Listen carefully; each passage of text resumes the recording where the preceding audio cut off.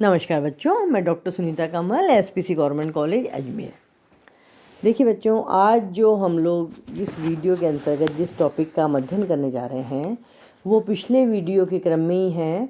मैंने पहले आपको वर्णाश्रम व्यवस्था के बारे में समझाया था कि प्राचीन भारत के इतिहास में वर्णाश्रम व्यवस्था का अर्थ क्या था, वर्णाश्रम व्यवस्था कहाँ से शुरू हुई। तो हमने पिछले वीडियो में देखा कि वैदिक काल में वर्णाश्रम व्यवस्था का क्या स्वरूप था। अब हम ये देखते हैं कि वैदिक काल के बाद हमने महाकाव्य काल में भी देखा और अब हम जैन बौद्ध साहित्य में भी देखा। अब हम ये देखते हैं कि मौर्य काल में वर्ण व्यवस्था कैसी हुआ करती थी। मौर्य काल में कौटिल्य अर्थशास्त्र मेगास्थनीज की जो यात्रा का विवरण था उसमें वर्ण व्यवस्था का स्वरूप हमारे सामने स्पष्ट हो जाता है। कौटिल्य अर्थशास्त्र में समाज को 4 भागों में विभाजित करता है: ब्राह्मण, क्षत्रिय, वैश्य और शूद्र। तो वह ब्राह्मण का कार्य कर्तव्य, स्वधर्म कर्तव्य अथवा कार्य जो था अध्ययन अध्यापन और यज्ञ करना, यज्ञ करवाना, दान देना, दान ग्रहण करना आदि था। इसी प्रकार क्षत्रिय का कार्य स्वधर्म अध्ययन और शस्त्र द्वारा आजीविका प्राप्त करना और प्राणियों की रक्षा करना, और वैश्य का कार्य था दान, कृषि, पशुपालन और व्यापार, और शूद्र का कार्य जो था वो ब्राह्मण, क्षत्रिय, वैश्य की सेवा करना और कृषि, पशुपालन, वाणिज्य, शिल्पी या कारीगर का कार्य, नट आदि के कार्य आदि शामिल थे। कौटिल्य ने विविध वर्णों के प्राय वही कार्य बताए जो स्मृतियों धर्मशास्त्रों में प्रतिपादित किए गए हैं, लेकिन कौटिल्य ने शूद्र के स्वधर्म में कृषि, पशुपालन, वाणिज्य को सम्मिलित किया। वह स्मृतियों और धर्मशास्त्रों से बिल्कुल हमें भिन्न देखने को मिलता है। वैश्यों के सहायक के रूप में स्वतंत्र रूप से भी शूद्र इस युग में कृषि, पशुपालन, व्यापार करते थे।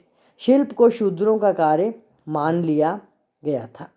यद्यपि कौटिल्य ने भारत की प्राचीन परंपरा और सामाजिक मर्यादा के अनुसार ही 4 वर्णों के स्वधर्म प्रतिपादित किए हैं, लेकिन व्यवहार में विभिन्न वर्णों के लोग इन्हीं स्वधर्मों का पालन करते हों ऐसी बात जरूरी नहीं थी।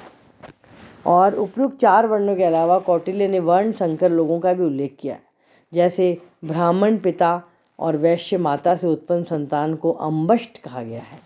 ब्राह्मण पिता और शूद्र माता के संतान को निषाद और पार्श्व की संज्ञा दी गई है। क्षत्रिय पिता और शूद्र माता के संतान को उग्र भी कहा जाता था। मेगास्थनीज ने मौर्य युग में भारत की संपूर्ण आबादी को 7 जातियों में विभाजित किया।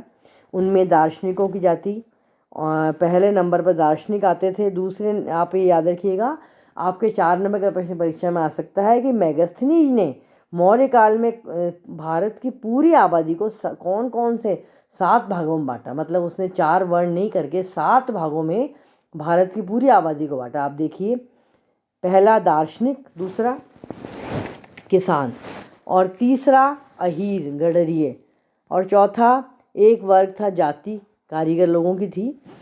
इसमें कुछ लोग कवच बनाते थे, कुछ अन्य उपकरण बनाते थे।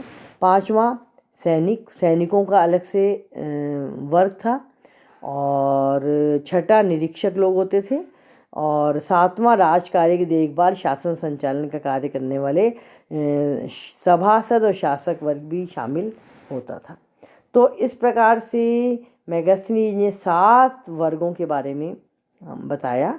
मेगास्थनीज ने अपने विवरण में 4 वर्णों का उल्लेख नहीं किया है, और वह 7 वर्णों का जो है वो वर्णन करता है। वर्तमान में भी भारतीय समाज को 4 वर्णों में विभाजित तो माना जाता है, किंतु अब आप देखिए कि बहुत सी जातियाँ ऐसी हैं जिनको किसी भी वर्ण में शामिल नहीं किया गया। मतलब मेगास्थनीज ने 7 वर्ण बना दिए थे, लेकिन हमारे जो 4 वर्ण हैं उनमें, जैसे आप देखिए, आप भी देखते हो, नाई, सुनार, बढ़ई आदि अपने को शूद्र वर्ण में तो मानते नहीं है, और ब्राह्मण, वैश्य और क्षत्रिय इनको अपने वर्णों में, उच्च वर्ण में नहीं मानते। फिर भी समाज में वे अपनी पृथक सत्ता रखते हैं, और वे विवाह, तलाक, उत्तराधिकार आदि के संबंध में उनके अपने नियम हैं। संभवतः ये स्थिति जो थी वो मौर्य काल में भी हुआ करती थी। मौर्य युग में 4 वर्णों की समाज में स्थिति एक समान नहीं थी, उसमें चारों वर्णों को अलग अलग प्रकार का अधिकार था। इसी प्रकार मौर्य युग में भारतीय समाज का मुख्य आधार जो था 4 वर्ण होता था और ये चारों वर्ण जो थे वो अपना अपना कार्य जो था वो किया करते थे। और ये तो निश्चित है कि ब्राह्मणों की स्थिति सर्वोच्च सम्मानित थी।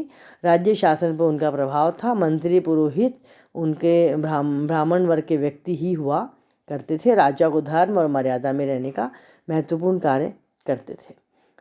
लेकिन फिर भी मौर्य युग में वर्ण व्यवस्था सूत्र ग्रंथों के काल जैसी कठोर व्यवस्था नहीं थी और इसमें हमें लचीलापन जो है वो देखने को मिलता है। धन्यवाद।